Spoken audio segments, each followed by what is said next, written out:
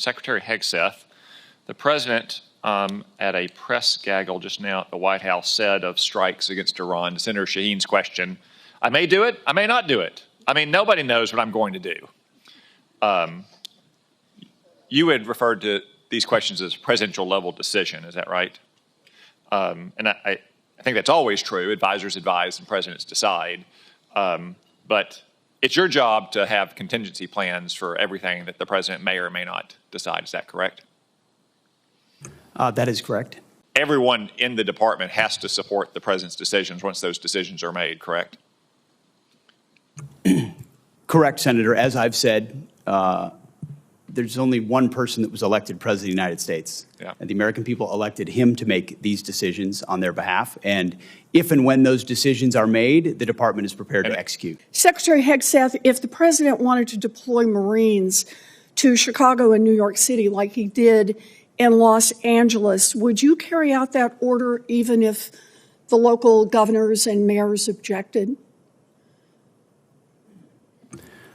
Well, Senator, because Governor Newsom was unwilling to address that's not protecting federal law enforcement agents in Los Angeles, President Trump had all the authorities, and the Defense Department happily supported defending our ICE agents in the conduct of their job. They have the right as Americans to be able to do their job without being attacked by mobs. And we will protect them in that process. And if other states needed it, we would provide that. I refuse to box myself in based on questioning on a hypothetical. But you're here asking for $1 trillion, and I want to know how you're going to spend it. And so my question is, if Donald Trump tells you to send troops to 15 American cities, are you going to spend the money and send the troops? Thankfully, we're spending money on securing our southern border, a way the previous administration abandoned and allowed 21 million illegals to enter our country. So defending our homeland is a real serious priority under this administration, and we're doing it. I understand the question about defense. Secretary Hegseth, about 4,000 National Guard troops and 700 Marines have been sent to L.A. Is there a number of troops deployed to American cities over the objections of governors and mayors at which you would be concerned that we are undermining our national defense? Senator, we've spent 2 decades guarding other people's borders. We think at the Defense Department it's about time we shore up ours. So given your focus on accountability, how will you demonstrate this accountability to the men and women in the U.S. military if the Inspector General finds that you improperly disclosed information? That assessment is pending at this time. That is a hypothetical question, but the gentleman's time has expired. I think your answer is clear.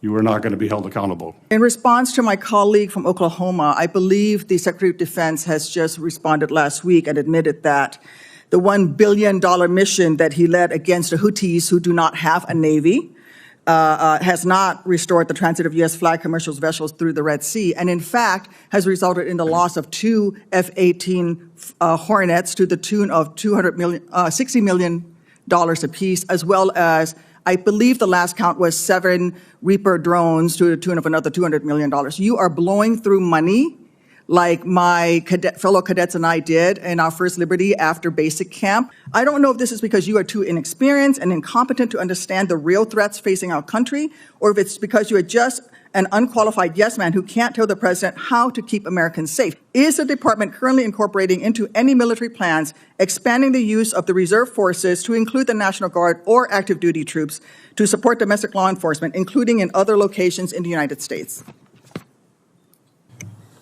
Senator, you know, we careful. So no, General.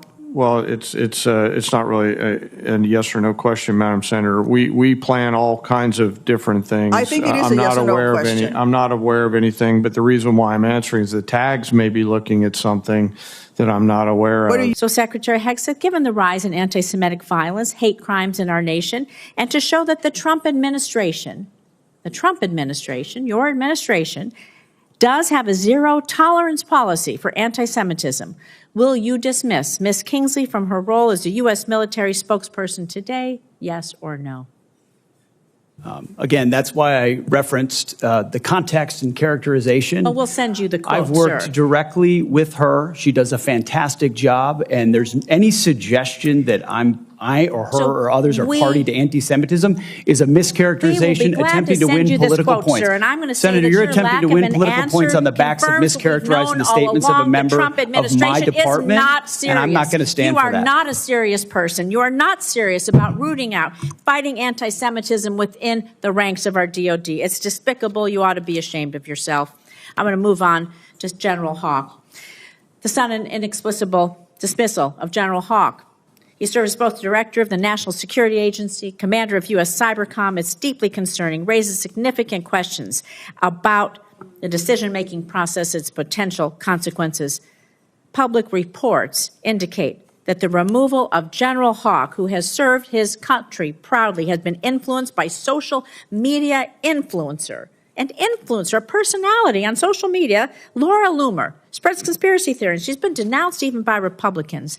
And the idea is that any leaders within our agencies responsible for our nation's security, somebody would be dismissed based on the advice of a social media influencer is alarming, to say the least. It's surely not how we should be running our military. So were you consulted regarding General Hawk's dismissal, yes or no?